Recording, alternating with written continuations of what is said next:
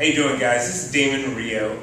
I'm with Sarah, and what we're going to do on June 27th is an amazing event on nutrition and how it relates to your weight management goals. You know, I have a lot of clients who's always coming to me saying like, yo, Damon, what should I eat? And this is the thing. We have a nutritionist now who's going to be with you here on out to help you with that thing. So I can just show you how to do arm curls and all that other good things. Sarah, please well, I'm introduce excited. yourself. We're going to have a great time on Saturday, and we're going to be talking about a lot of myths. I'm going to be the myth buster. So we're going to bust down some myths. But the myth that we're going to talk about right now is the one that, and let me also say that I am a wellness consultant. What I do is, has to do with, in the state of Massachusetts, I can call myself a nutrition consultant. Here in Florida, I need to call myself a wellness coach. So, but you know what? It's all the same, because what I'm teaching you is how to create a well state in your body. Right. And I am telling you, nobody heals your body except itself. And so I give you all the tools to enable your body to heal itself. It's just like, you know, we know when you get a cut on your skin, the body heals it. Well, it's no different inside. It's just that what we're eating these days makes it really tough for the inside to do its own healing. Mm-hmm. So that's what we're going to talk about. And the myth that we're going to bust right now is calories in, calories out. And this is what I was always taught. This is what all of us are always taught, right? Shoot, that's what I've been coaching to you guys. Well, yeah, you know, you're eating too much, therefore you're fat. If you're overweight, then you're eating too much. And if you're not overweight, then you know you're eating. And I can tell you, Damon, I have worked in weight loss clinics, and I have seen over and over and over again.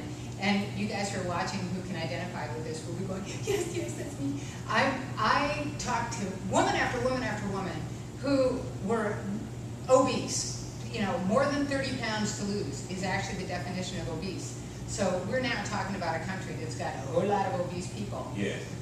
At any rate, when I looked at what they were eating, they were probably eating about half of what I eat. And I kept looking at that going, wow, that's really interesting. And I've seen this over and over again. And many people who are dealing with weight issues go, I don't eat that much. And they're right.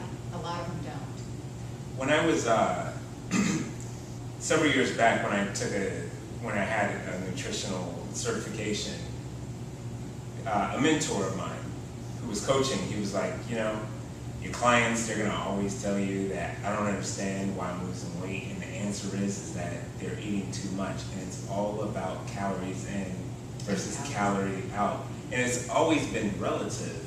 Well, at least that's what he was like. It's relative because if you're taking in too many calories, which are more than what you're expending through my personal training services, then obviously you're not. That's the reason why you're not losing weight. Can you say something about that? Yeah, and also with exercise, it's like, okay, I just got to burn more calories, and now I'm gonna thin down. That's been proven false. And I've had clients who are busting tail. I mean, they're working out an hour, 2 hours a day, nothing changing. And I know what they're eating, and they're not lying. I've known them for years, and I know just what they're eating. And so what gives? And here's what gives, is it's not the calories that you're eating, it's the kind of calories that you're putting in. And what we know, the controlling factors in the movement, and I've got to use my notes, guys, because this is a really, you know, this is just a whole different way of thinking, and I'm still wrapping my brain around it, except that from my practice with being with clients, it makes sense. It just makes sense. So the controlling factors in the movement of fat to and from fat tissues have little to do with the amount of fat present in the blood. And rather, fat is controlled by a factor acting directly on the cell, which is basically hormonal. And that hormone is basically insulin. So insulin is your dude, okay? Insulin is the guy at the door that opens the door to the cell and says, okay, glucose, go on in. And what the glucose does when it goes on in the cell is it binds up the fats. Fats get in the cell in just individual little dudes, you know, just little guys, okay, all separate. But then the glucose comes in and joins 3 at a time. You got 3, it's called triglyceride, okay? You got the glycerol phosphate that links up the 3 little fat guys, okay, the little fatties. And so you got fatty acid, 1, 2, 3, okay, with a little glycerol phosphate that hooks them up. And once they hook up with the glycerol phosphate, they're locked into the cell. It's kind of like jail, okay? They've been locked in. And the only way they can get back out, the only way you can get out of jail pass is if you break it down again to the individual fatty acids, all right? And that is all hormonally regulated. So insulin is your dude. Insulin is regulating all this stuff. So, well then, so what? Well, it turns out that, so what's screwing this up? Why are some people so massively obese? Some aren't, and people say, oh, it's all carbs. Well, you know, Damon, my diet is probably 80% carbohydrate. But it's the kind of carbohydrate, the carbs that I am eating are whole grains, and they are gluten-free, and that's a whole other story that we'll get into on Saturday. But all whole grains, good legumes, you know, unprocessed whole food. My body and my particular genealogy is such that I can handle all those carbs just fine. That's just not an issue. Right. Now, I've met other people where they just can't handle the carbs quite that way, and they feel much better. I've had clients where they are doing everything, and I mean they're doing everything. They're eating good whole foods, they're exercising, and nothing is moving. When I take the grains, those particular kinds of carbohydrates out of their diet, for those people, things start changing. So what I've learned, at least clinically, when I'm working with people is, everybody's different. But your body will tell you, loud and clear, whether we're on or off as far as what you need. And some people need those carbs in the form of whole grains, and some people just do not, and they feel better off of them and the whole bit. And this all has to do with insulin activity. And we've gotten ourselves into quite a circuitry around insulin. So here's the deal. Damon is the refined carbohydrates. Okay, it's sugar, white flour, and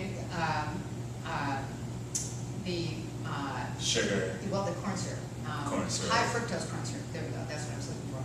So the high fructose corn syrup goes right to the liver, goes right into Your just liver. takes those fatty acids, and you start Puts it making right into fat. your- Oh baby, and it just encourages Fat fat. Yeah. Okay.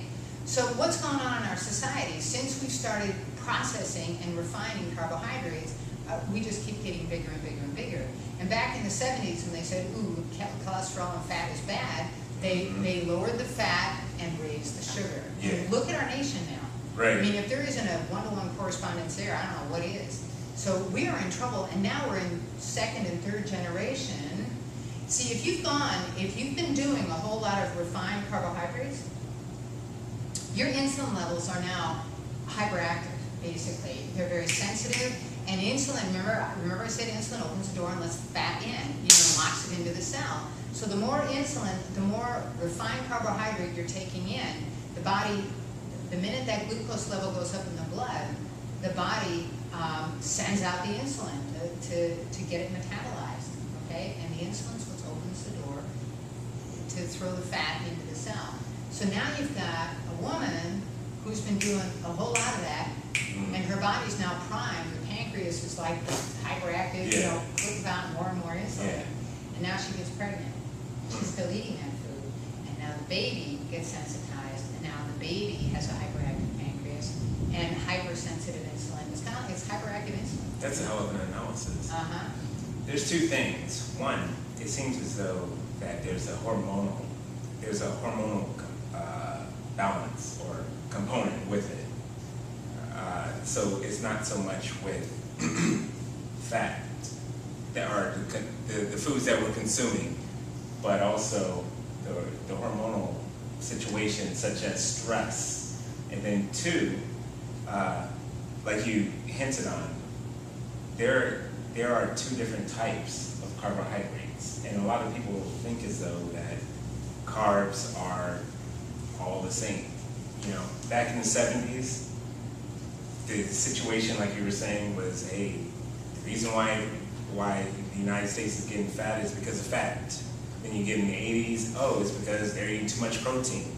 So now we're in a situation whereas, oh, well, it's carbohydrates, and all carbohydrates Are bad. are foul. Yeah. Hell with Wipe 'em out. carbohydrates. Yep. So with hormones and carbohydrates, can you say something about that? Absolutely. What I always go back to, Damon, is, okay, what did we evolve on for hundreds of thousands of years? And when you really think about what we evolved on, our bodies actually are capable of only eating meat and fat. And I've seen that clinically, and you not only can survive, some people thrive. And I've dealt with babies with a pediatrician that I work with who are autistic, huge neurological issues, and you can watch the turnaround when literally, they're almost only eating meat and fat. Yeah. So we're capable of doing that. Now, whether that's optimum or not, but if you think of us out in the wild, if the only thing you can catch is an animal and there's not a lot of vegetation around, we're capable of surviving just fine. Right. All right. Now, but there's also many cultures, if you look at again how we evolved, that are doing the whole unprocessed grains and unprocessed vegetables and things like that. So that there's two kinds of carbohydrates. There's the whole unprocessed carbohydrate, and then there's what we've done with white flour and white sugar, and with the high fructose corn syrup. Holy cow! And that is where we're just messing ourselves up. And I can tell you that is what's socking away. You cannot have fat in fat tissue without carbohydrates. So the higher the refined carbohydrates in your diet, the more fat you're socking away. The less carbohydrate in your diet, the less fat you're going to sock away. And sugar and white flour, literally with sugars, it's just kind of two molecules that you have to break apart, and then bam, it's in the bloodstream. So that's like a to an insulin, because it's like, holy cow, we are being invaded. That's like, whoa. Whereas there are hundreds of molecules bunched together in like brown rice or in a bean. And it's so hard to break down. Well, yeah, and so it's like, it's like a very slow drip into your bloodstream, and insulin's like, oh, okay, here we go, as opposed to a tidal wave. And whereas you get diabetes because the pancreas has no clue what to do with it. No, well, absolutely, and it's working its little butt off to try and sock this stuff away or do something. Yeah. One soda, that's 8 to 10 teaspoons of sugar. Bam, that is an absolute tsunami on your system. We are not. There is nowhere. Find me in nature where you have that kind of hit. And the only place, really, that you find it in nature is honey. And how abundant is honey in nature? And who do you have to ask to get the honey from? Bees vomit. Bees, exactly. You gotta talk the bees into giving your honey, and the bears. Okay, so did nature kind of put it in a place where it's like pretty darn precious, and you're not gonna eat a whole lot of it? Yeah. Right. And how easy is it to OD on honey? Hasn't happened to me. It's much harder. Honey is too strong a taste. You just, it just doesn't do that. So, did I answer your question? You totally answered my question. All right. I think I took you off course. No, we're good. So, what I want people to understand is, there's a ton of science, and there's a ton of, guys just keep researching and researching. My feeling is, it isn't that complicated if you really understand how we evolved, what our physiology is all about. Now, yes, we now have generations of maladaptive human beings, but I promise you, I've seen many, in my own practice, many people that when they started eating as our ancestors had eaten, and then tailor it to their particular biochemistry and genetic makeup, it isn't that difficult to get a body that is that's of optimum weight and optimum energy. And that's what I'm all about. Life is so much more fun when you get your weight where it needs to be. And that's about, think about where you were in high school. Most people, their high school weight, that's their fighting weight. That's the weight I'm at. I feel terrific. I've got great energy. So I like teaching people how to pop out of bed, good energy, move throughout the day. Get it done. Get it done, and drop into bed, pop up, do it again the next day. life is good. So that's what I'm about, and we're gonna do some, do you have any more questions before we move into our Saturday? I'm down with the question. You got it, okay. Yeah. So Saturday we're gonna do some myth busting, and here's the myth busters. The first one is some sugar is fine. We're gonna talk about that. That's a myth. Another myth is smoothies are really good for you. I'll tell you what that's all about. And then another myth is that whole wheat is always better. So I hope I've sort of tickled your curiosity a little bit. I just love teaching. I love answering questions. So Saturday the 27th is going to be your opportunity to grill me on all your questions. We're going to have fun. I'm going to show you some stuff. Show you how to begin to maneuver. Work your kitchen, your tools and whatnot, so that it's very low maintenance. I'm not about Susie in the kitchen all day long. None of us have the time or the desire, and there's plenty of very quick ways to always have whole food on your plate. So that's what I'm about. 12 to 3, and the thing is, guys, is that you have the ability at 615 27th Street South to ask any questions. It's Ask a Trainer. You have the ability to ask Sarah any questions that you may have regarding to nutrition, and perhaps even walk on a journey with her in terms of your nutritional facts while you get your ass kicked with me. So you don't stand a chance of being anything Right. but fit There's all no the way freaking around. excuses. Oh yeah, man, we're a wicked duo here. Absolutely. We'll tag. What is it? Double team you? Yeah, Batman and Robin. I'm Robin. And I'm Batman. All right. Yeah. Thank you. All right. See you then. All righty.